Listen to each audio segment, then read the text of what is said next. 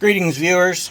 Laying underneath my black 3rd gen for the moment. I did front end work on my green truck and said I was going to put rear shocks on. If anybody needed a rear shock video to just ask, well, I had somebody ask, so I'm going to make kind of a video about how to put a shock on a 3rd gen, but I'm not going to put one on.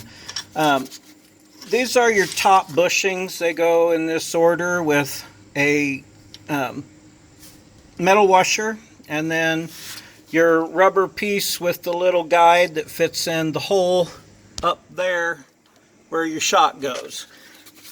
Then the other one goes on also with the two little holes together. Then that fits in the metal part up there in your truck and keeps this metal shaft from rubbing on the metal up there. So those things have to be together and they fit in the groove.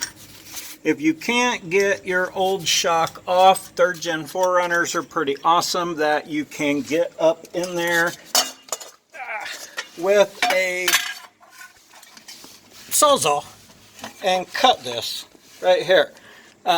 So if you're stuck, right there's the rubber bushing on the top of the other shock.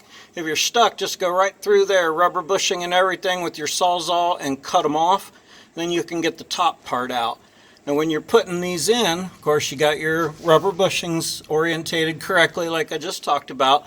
Put this end up.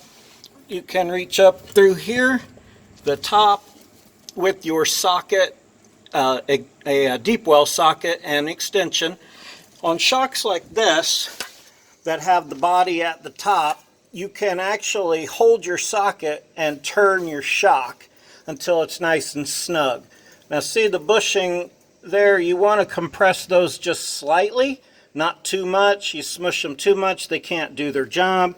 This down here is just a 17. I need to reseat this one back in its rubber, but you would just take that off and pop it out. Now it's a good idea to have your wheel off when you're doing this, because this piece here can be very difficult to raise. You can use a jack on that and raise that up with the jack. I'm going to get me a pry bar and fix that little bushing real quick. But a 17 here, these shocks are 17 at the top. If you've got the shank at the top instead of the body of the shock, you can hold that up here with a pair of vice grips right up at the very top. Generally, they'll hold themselves in place when they're new, but that's kind of how you change a shock. It's just a couple bolts. It's pretty easy access. Don't over tighten. That causes you problems. I hope that helped on putting a shock on. I just didn't want to take one off and put another one on. 3rd gen 4runner rear shocks, very easy. So just a minute with some tips for putting on a rear shock. Use a jack to get it up from the bottom because they're stiff. Make sure your rubbers are the correct orientation.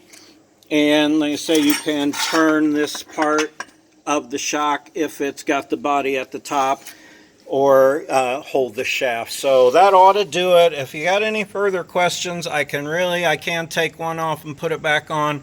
3rd gen 4runner shock, pretty easy. 2 bolts. Remember, there is room to get us up in there with your sawzall and cut that off if necessary. So I hope this helped. If it didn't, comment to me again, let me know, and I'll do something different for you. But thanks for tuning in. Thanks for watching. Thanks for your comments. Appreciate you guys.